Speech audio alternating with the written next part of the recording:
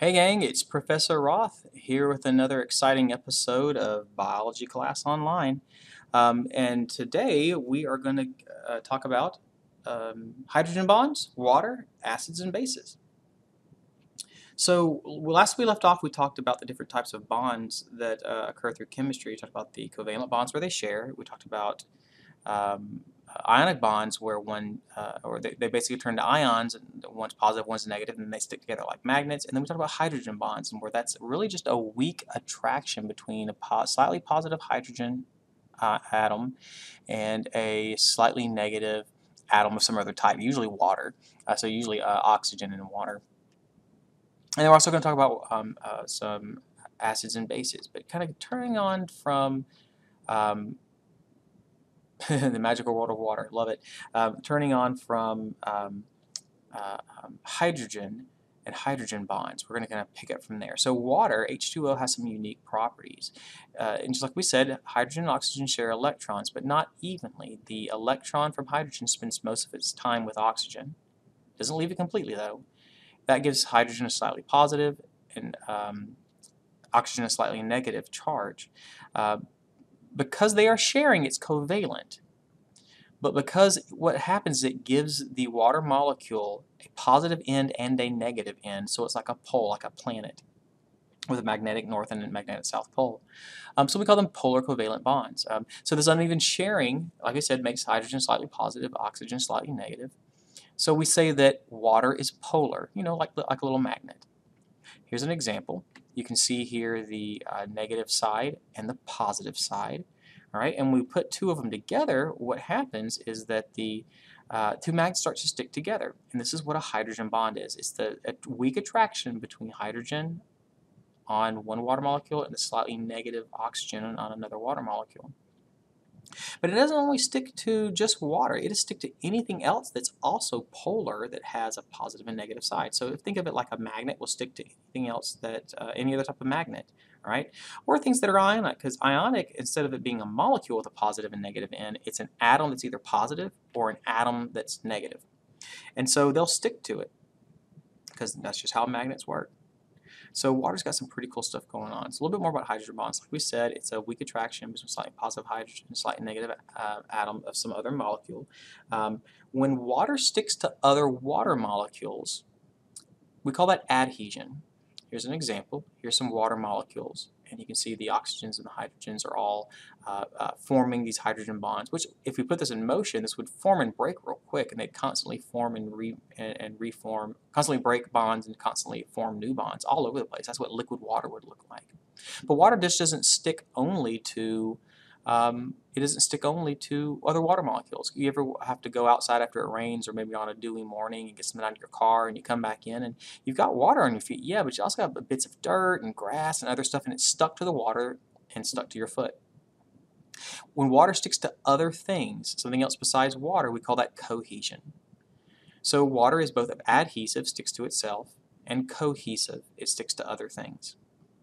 So think about whenever you spill something, say like you spill some salt or you spill sugar on the table and you got to clean it up. Well, what's the easiest way? Well, most of us know we'll use a paper towel, right? But you can wet the paper towel, and that makes cleaning up a lot easier. Why? Well, the salt or the sugar sticks to the paper towel now. If you do it with a dry paper towel, it's not going to clean up so well. So this is a great demonstration of cohesion and how that water really helps at the molecular level. It's very sticky and will stick to things. Because why? It's like a little magnet, because again, slightly positive hydrogen, slightly negative other atom. So hydrogen bonds are weak. That is, they form and break very easily, like high school relationships. But ta-da! Kind of like a hydrogen bond. Oh, look, it's breaking. Oh, bye, hydrogen bond. Oh, look now, it's back together. That's a hydrogen bond. But collectively, they're quite strong. You ever do a belly flop in the water? It hurts. It hurts.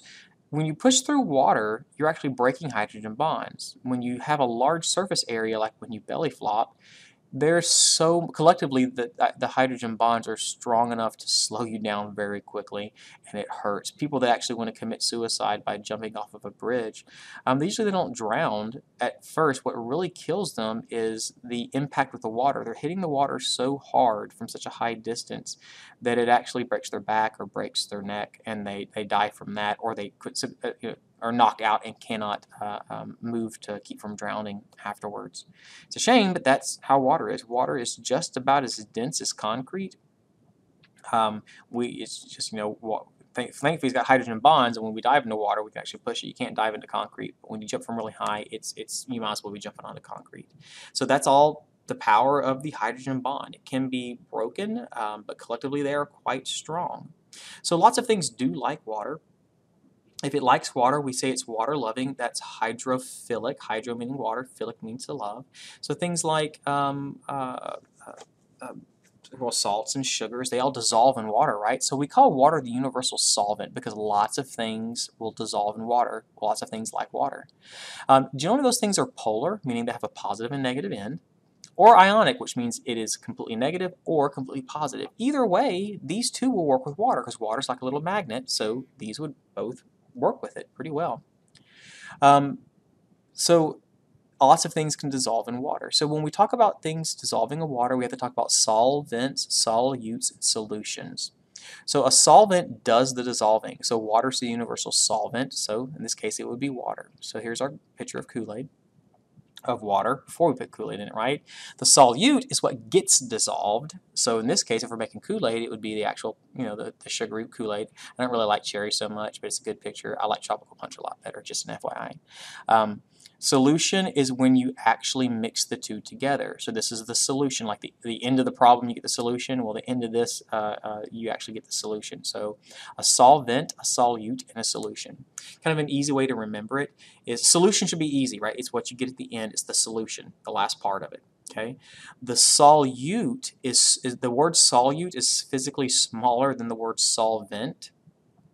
So a solute will fit inside of the solvent. So the solute gets dissolved into the solvent. Solvent is too big. It won't fit into solute. So that doesn't work. So solute gets dissolved in the solvent. Okay, easy way to remember it. So, oh yeah! Or I prefer Evil Stewie's version, which is, break his kneecaps, bust him open, and drink it. Hopefully that's tropical punch. Because, especially, watermelon's nasty. And what's the other flavor? Strawberry? No, thank you. Why would you do that? You're weird. All right. So lots of things love water. Well, things like water, there's got to be some things that don't like water, right? So hydrophobic, water dreading. Ooh, scared of this. I have a werewolfophobia. Things that do not mix with water. Most of us know oils, fats, lipids. These don't mix with water. Well, why? They are nonpolar. They don't have a magnetic side. They don't have ions. They're not positive on one side and negative on the other. So water can't pull them apart because water's little magnets, but it can't pull it apart. Imagine if we try to put a magnet on wood. It wouldn't stick. Well, this is the same thing. Water's not going to be able to stick to it and pull it apart.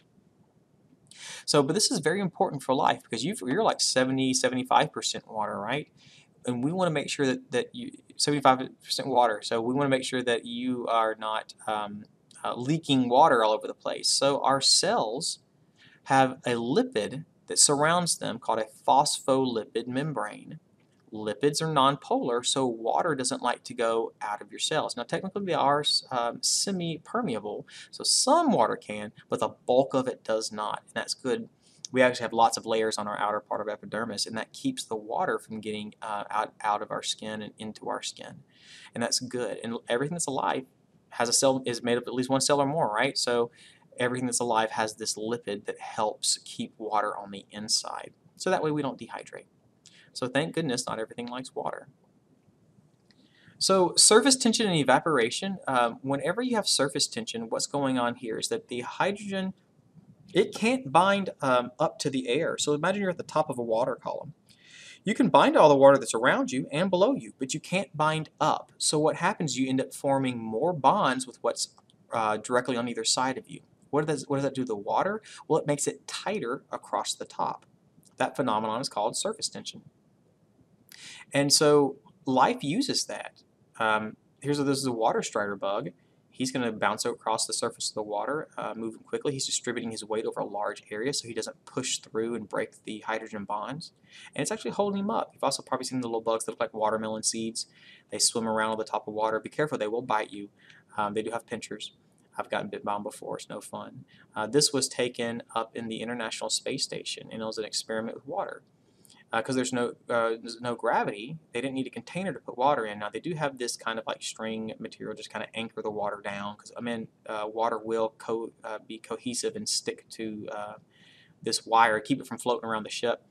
But they're blowing they're blowing air into it just to kind of get it moving around. And you can see a couple things happening. One, this is all a sphere. Why? Well, there's no surface for it to touch. So the surface tension goes all the way around in the sphere.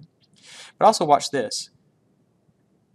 Watch this little ball right here next time it happens. He goes to go back in, but he bounces off. That's because the surface tension of this little ball and this ball were too tight. There wasn't enough impact to push the little one back into the big one, so he just bounces off. I think that's really neat, but it just kind of shows surface tension. So the last part is evaporation. When water goes from a liquid to a vapor, it requires a lot of heat to do that. And when it goes from liquid to a vapor, it takes the heat with it when it turns into a vapor. So you walk outside, you start sweating, you get the sweat pouring down you. That's our body's physiological way of helping us cool off and maintain homeostasis. As this water evaporates off, it takes heat with us, thus giving us a cooling effect. It's so humid outside in the south, when you walk outside your car, you end up looking like this.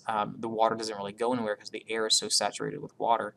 But when a breeze comes by and it hits, you feel cold, right? Because all of a sudden, all this water is being pulled off of you, and it's taking heat with it, and it gives us a cooling effect.